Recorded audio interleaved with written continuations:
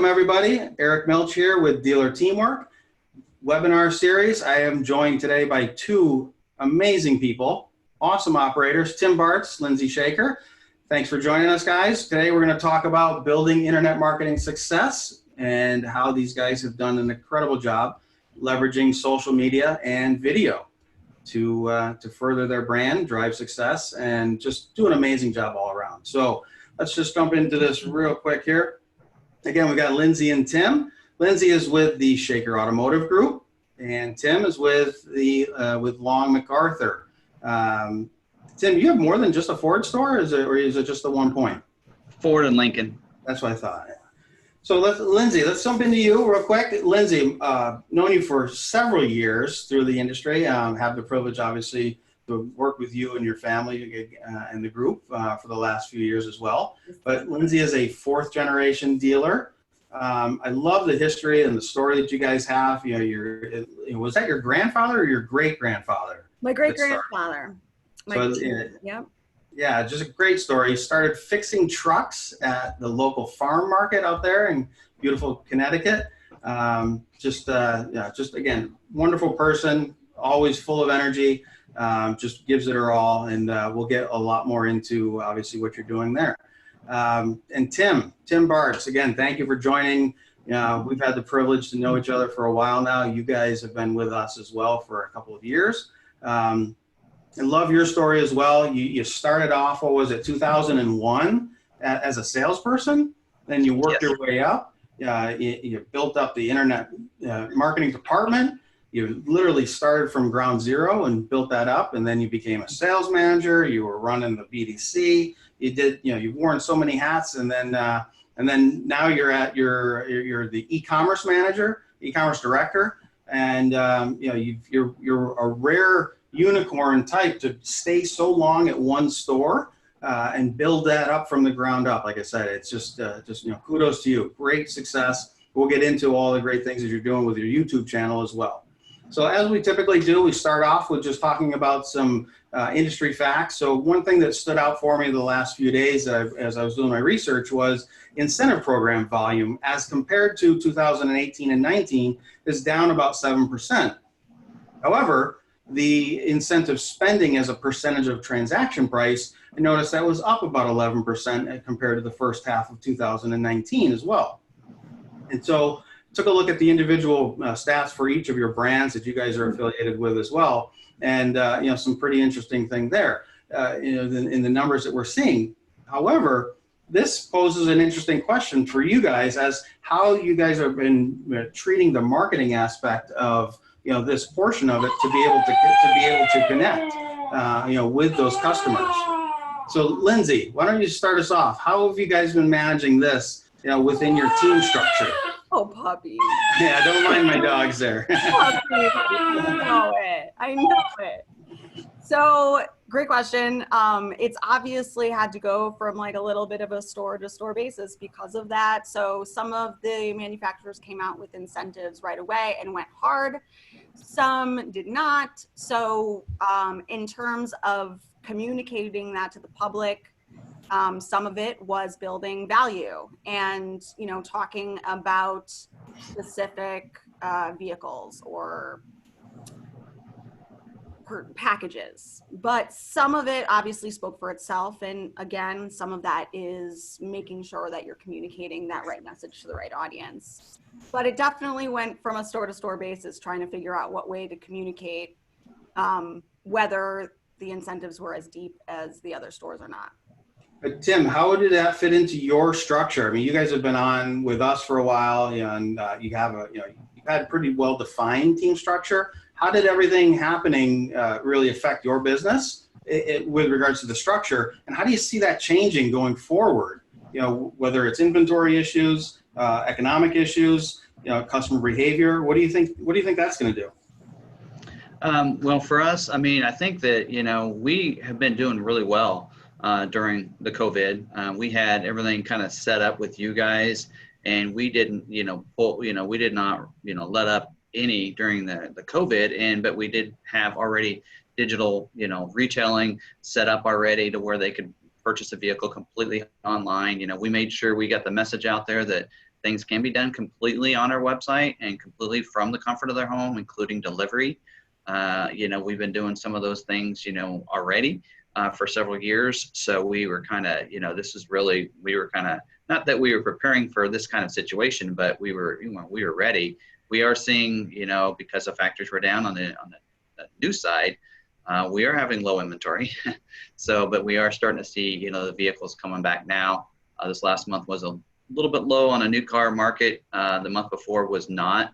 But we're hoping that once we get some of the new vehicles back in, we'll see that new come back up. But, we just been keeping going with what we were doing and just get through it. So how's the focus been on your used car inventory? Especially with all those changes, are you putting more emphasis on that side of it? You guys do a wonderful job, obviously, of your merchandising altogether. But share your thoughts on that real quick. Yeah, we've been buying used cars wherever we can find them. I mean, as soon as the auctions were opening up, we were purchasing more and more vehicles. We're going out and, spending a lot of time, online at those different auctions, purchasing vehicles right and left to keep our used cars up. I mean, last month was our biggest used car month ever. And so, keeping that inventory up, and we've actually done a really good job. Our used car department does a fabulous job of sourcing vehicles and finding vehicles and, so that we can have, that used car. Because we knew once the new car inventory was going to, replenish there, then the used is where people are going to be, looking at, a high, 2019 or 18, Ford vehicle, with low miles, is almost as good as a new one in their mind. So we knew that was going to happen. So we've been buying as much as we can, and our used inventory is looking pretty good. I mean, only about 50% is photoed and on the website because we're buying them so fast. And between transport and, getting them, through service and inspected and everything, we are struggling in getting them to the lot quickly because of how fast we're getting them in and how fast we're selling them. So. And Lindsey, another quick question for you on that. In terms of the used car inventory, how are you able to talk about how it affects the group in terms of, the placement, transfers between the car, between the lots? How is that impacting you guys as well? So that's so funny that you just asked that, because I was thinking about that the other day. Definitely seeing a little bit more, customer cross shopping. Something that I want to tackle very soon, in fact, is the group website for that reason, because it has all of the inventory. So, everyone has been doing a pretty amazing job at the stores, really trying to work as hard as they can to buy the cars right, obviously, and get them up and in and online. But yeah, I've definitely noticed a little bit more of that. And it's just, you got to do what you got to do in order to get the cars where they need to get and shown. Absolutely. And so talk about this real quick. You came up with a great idea. Obviously you guys are moving a ton of trucks and, for the Ram inventory. Walk us through this a little bit. You came to us and said you wanted to do something different to help the customers with regards to, just extra content. So how did this come to be? So I was doing keyword research and I was looking for something that I know that our customers are looking for that is not easily or readily available. I mean, the numbers are available, but I wanted to give specifics. I hear a lot of people talking, on the showroom floor about, not just can this tow, but can this tow my horse trailer, Sure. my boat, it's this size, and so on. So I really wanted to be able to answer the question, and I wanted to be able to be visible to customers wherever they are in their funnel. So if they're just researching, then utilize this even on the on the BDC side and send it over to our customers if these are the questions that they're asking. Very, very smart. Yeah, you did a great job with executing that. Thank you. So tell us a little bit about the history too of your store. I love this picture in the video and the thumbnail that I grabbed. I do. I love it. So I love this video. It was done a couple years ago. I don't know how they found this footage. I really don't.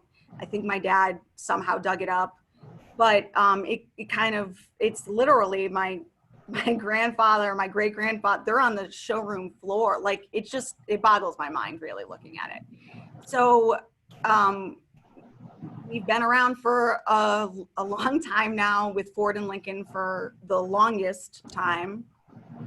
So we kind of wanted to compile this information. And so, for example, at our Ford store, there are stills of this video that are actually printed in black and white, or I think are some, sepia tone on the showroom floor, like on these really tall walls. And it's just really beautiful. It's remarkable.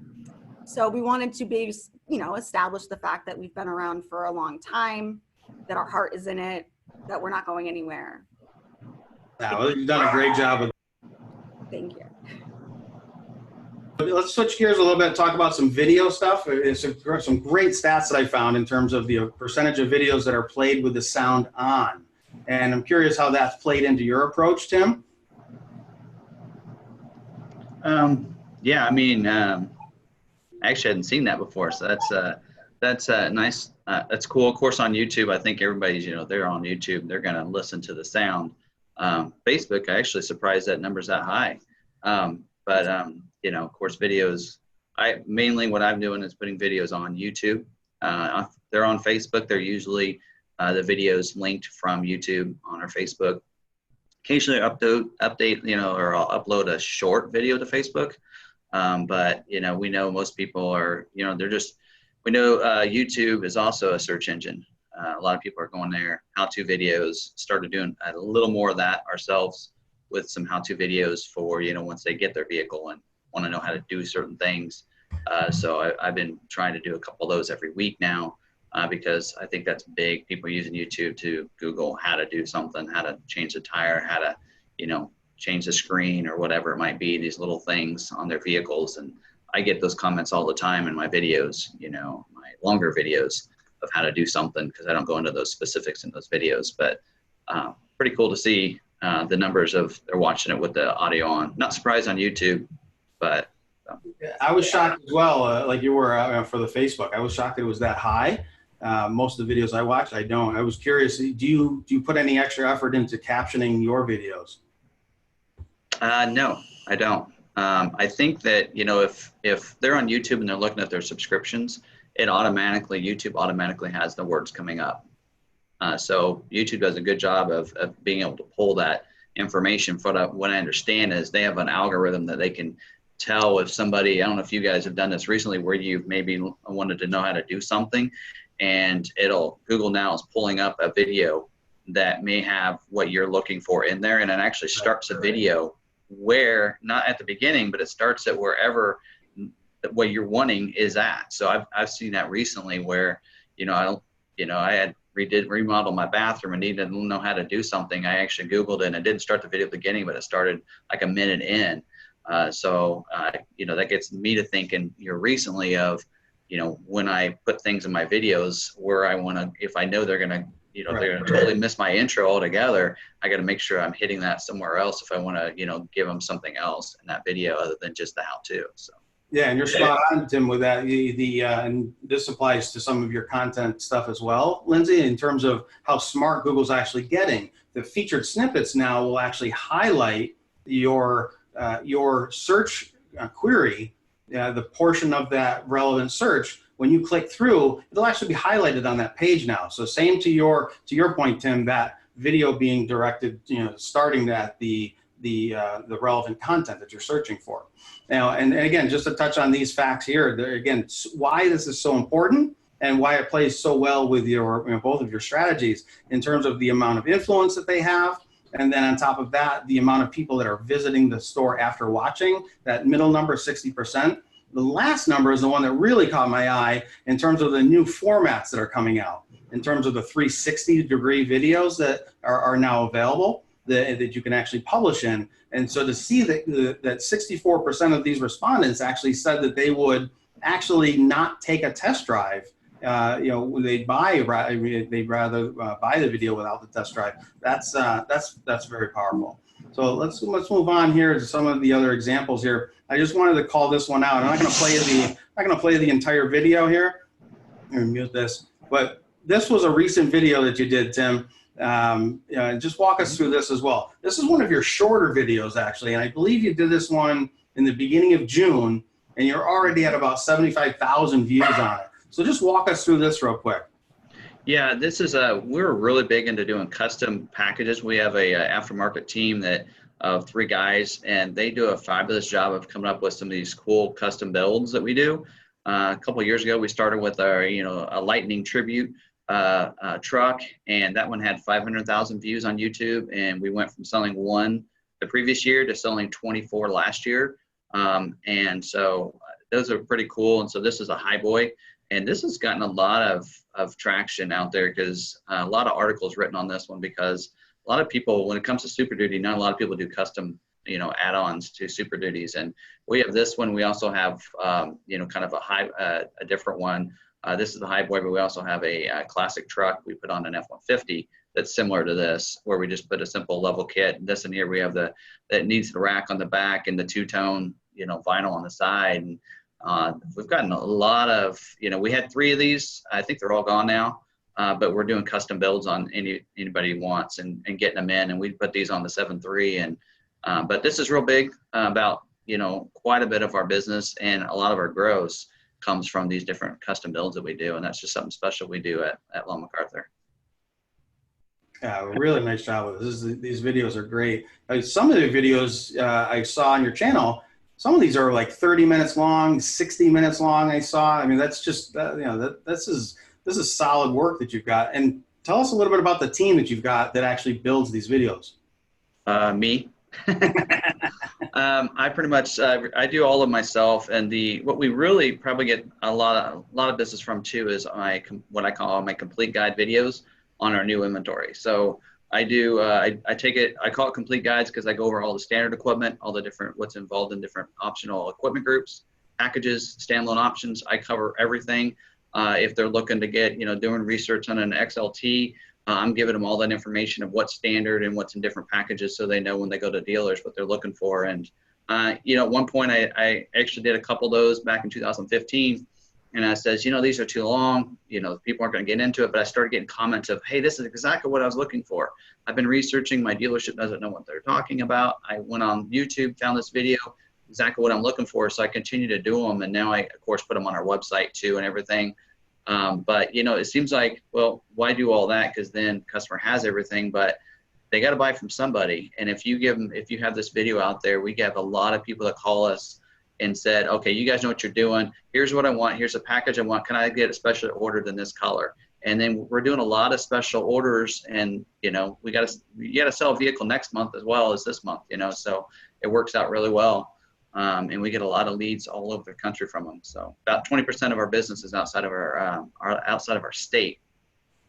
So. Yeah, that's incredible. It's just great job with that. I mean, and for anybody to think that that you're not going to sell cars from video like this is proof is in the pudding there. So I compiled a few other additional metrics. I was curious from both of you in terms of how you guys are measuring them. These are have always been some of my favorite metrics to measure as well. Besides just reach and likes and subscribers, everybody has a different measurement of success. But I was curious, Lindsey, how are you guys measuring the success for your video efforts? So we use a platform to do video for both sales and service. It's called True Video. So basically what ends up happening in our side, again, we do all other video also, but one of the big efforts that we've been doing is, taking video for the incoming leads and showing the car.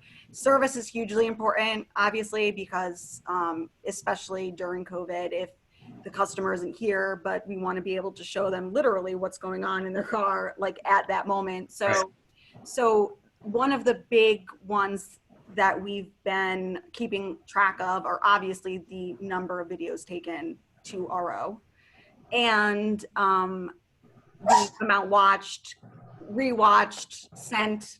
So those are something that, it's been very interesting. And then, if it's the amount of time, we can say, oh, well, they only watched, X amount. Let's kind of take a look at where that was, like what was going on there.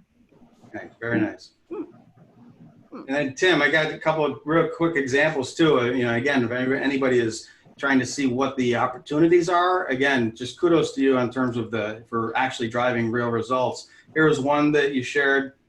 This was picked up by MSN Autos, I believe.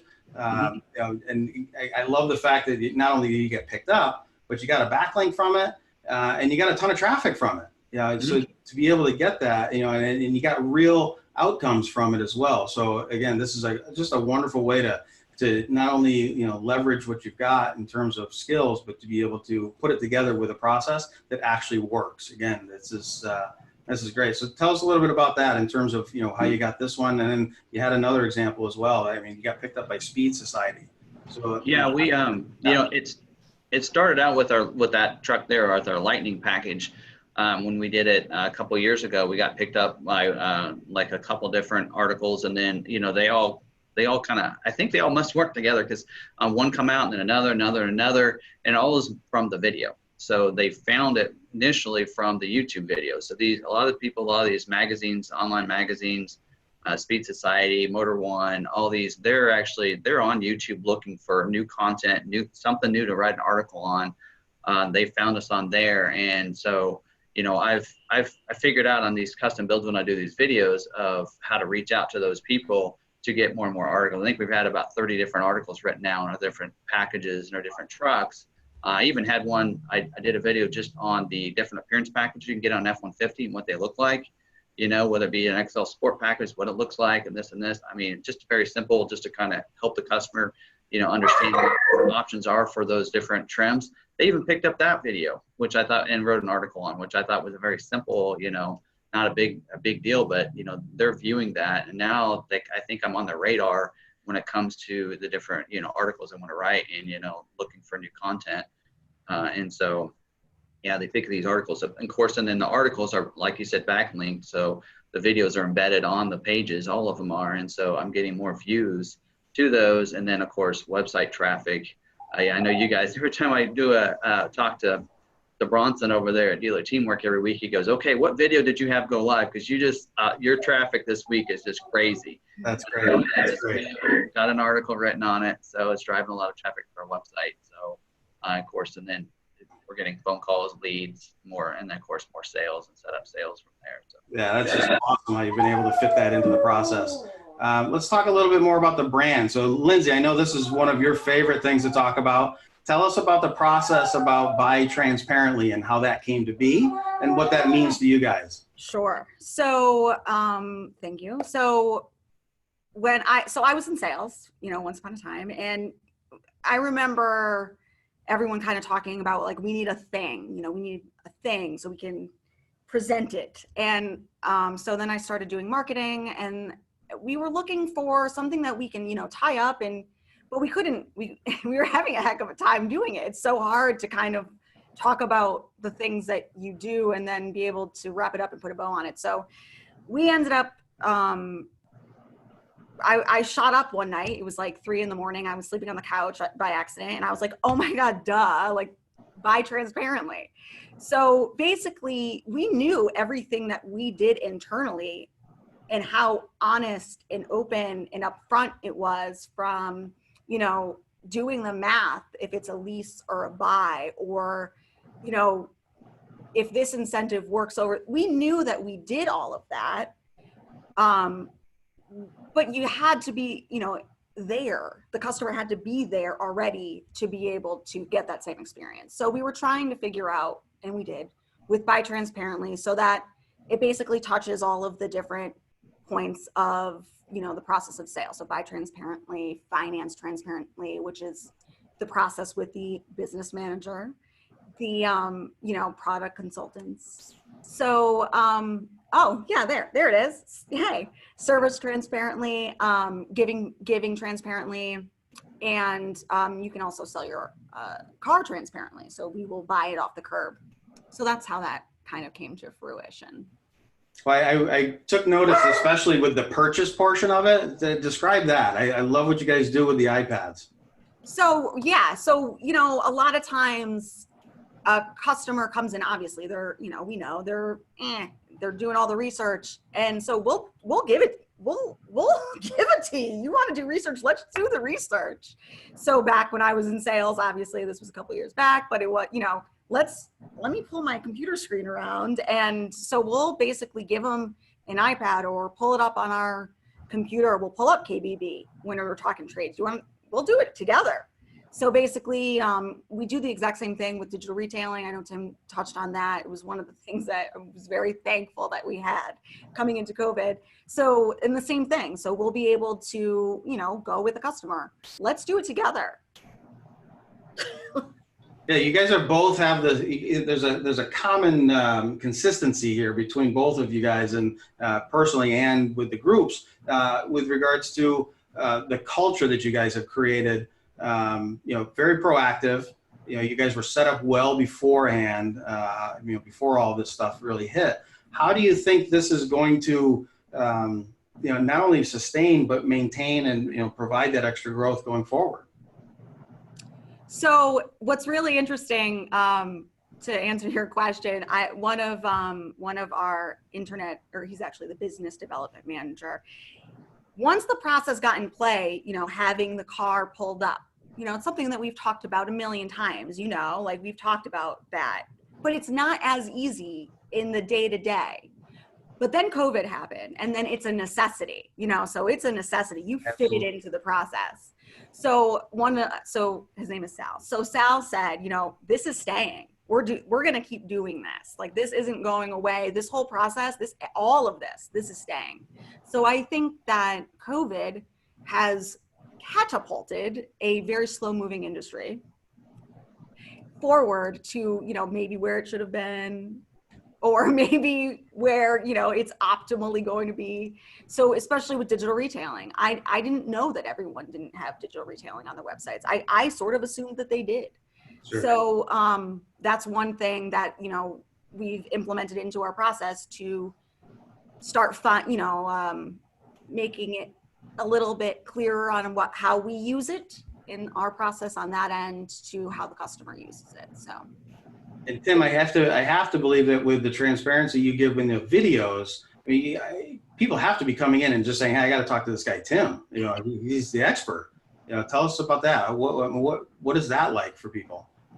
Yeah, we get a lot of people that will call and just want to talk to me because Tim, you know, Tim knows what I want. Tim, you know, he did the video. I need to talk to Tim. So I do get a lot of that. We have a great BDC that knows all those things. In fact, in our business development center is where my desk is. So I reside in the BDC right there with them. So when they get some of these customers that saw my video, and I'm right there, so they can put them on hold and ask me a quick question, and I'm right there to answer those. Hopefully with headphones that I can take off, because usually I'm editing videos. I spend a lot of time doing that, but you know, I'm there available for them. And a lot of times, there's times where I'll go ahead and just pass it on to them.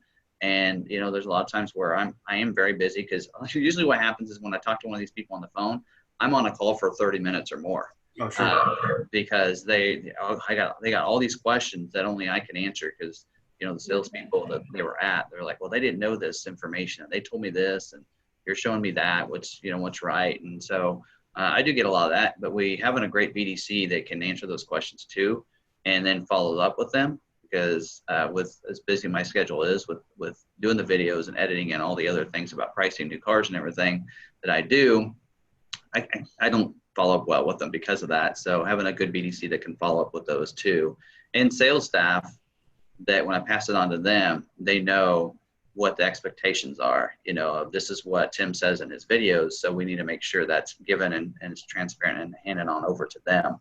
So, you know, and keeping that, you know, I do that in my videos. I like her buying transparently.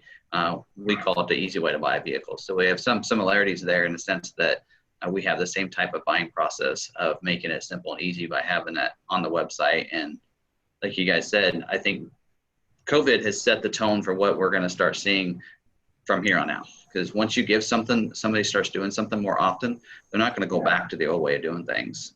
They see the convenience now, so why would they go back? So any dealership doesn't have digital retailing on their website, they're going to struggle, I think, from here on out.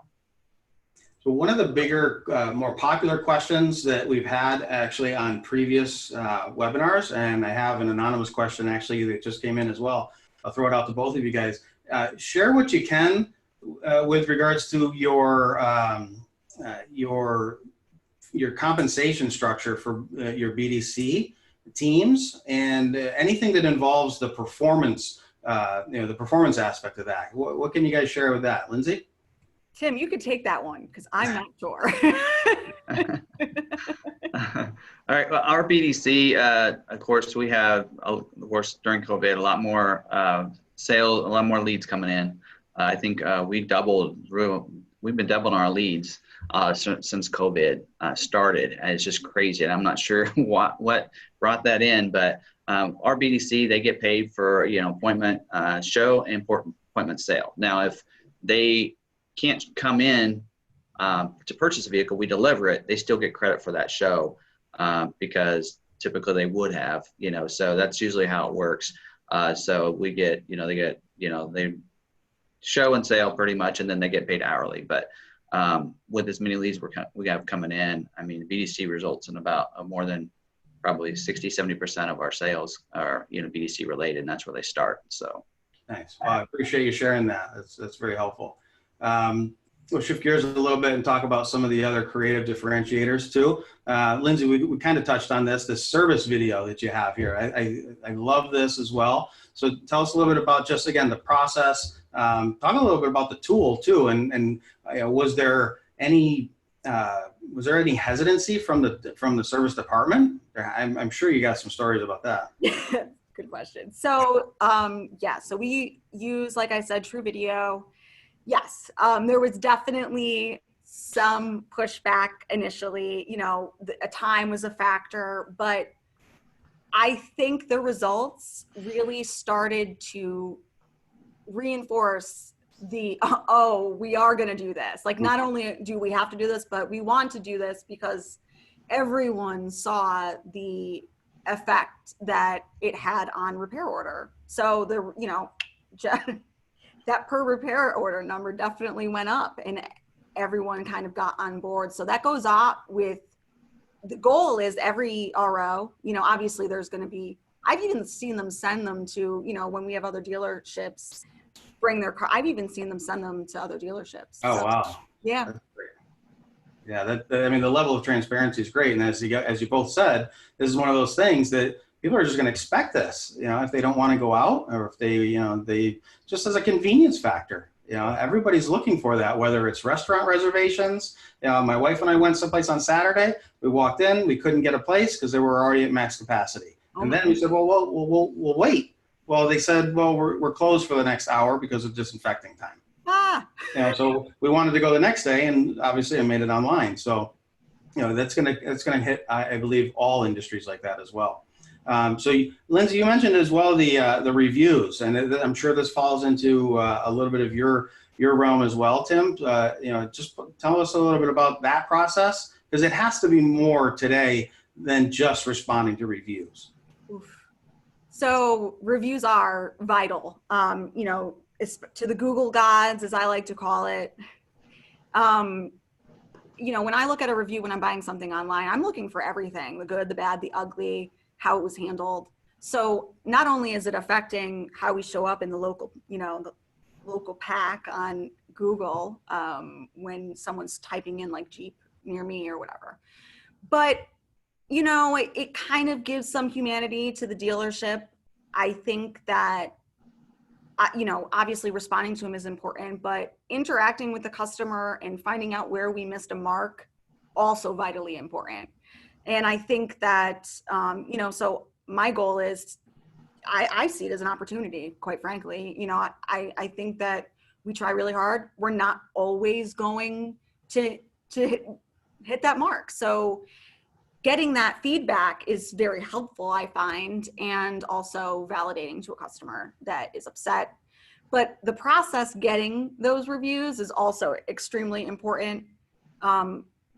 We've made it, just as important as a test drive, or much less maybe now. Maybe that was a bad example because COVID, but just as important as the needs assessment. So the process getting there, and so the product consultants will bring it up throughout the process, throughout the sales process, and then, ultimately upon delivery, and then thereafter.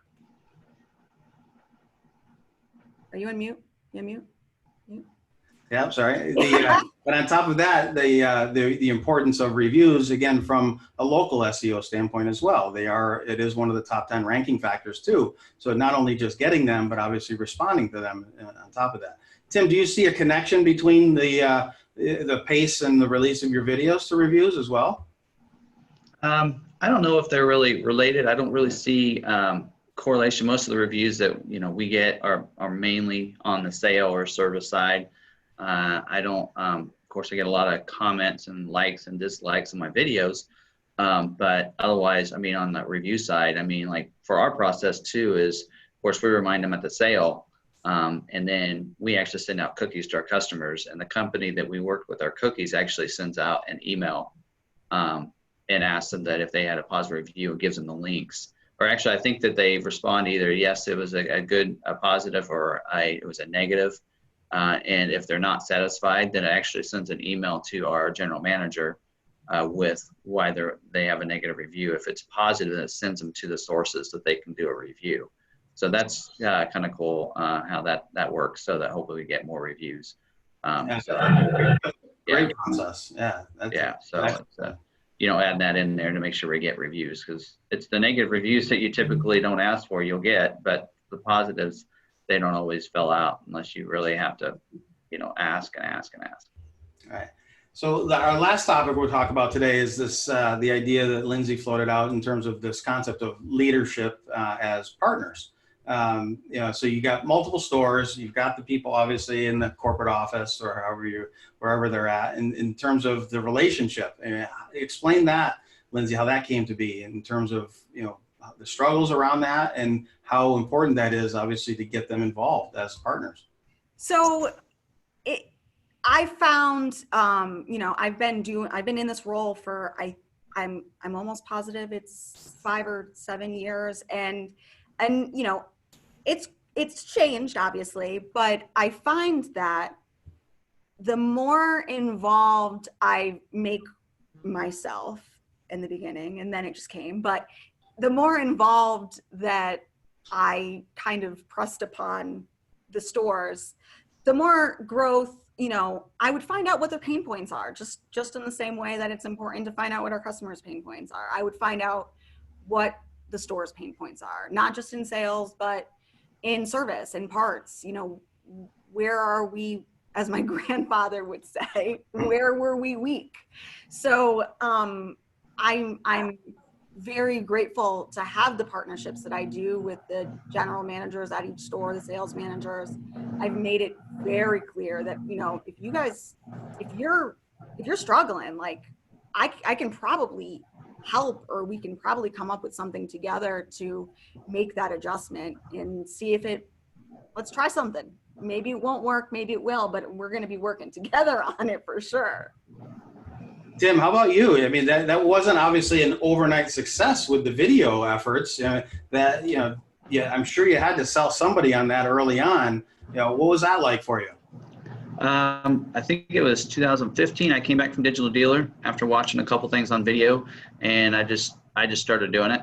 I didn't ask for permission. Very nice. I just started doing it. I started with used, and then people were calling in and saying, that I already watched the video, and then I was doing some different walkarounds, and the general manager's like, "You've been doing these?" I'm like, "Yeah." And he goes, "Can you do one on every?" And then pretty soon it just was like, it was a request to do more and more of these videos. And so just then at that point, they released me from spending time at the sales desk so that I could spend more time on doing more videos, so that we could have more and more, because they saw the value in it.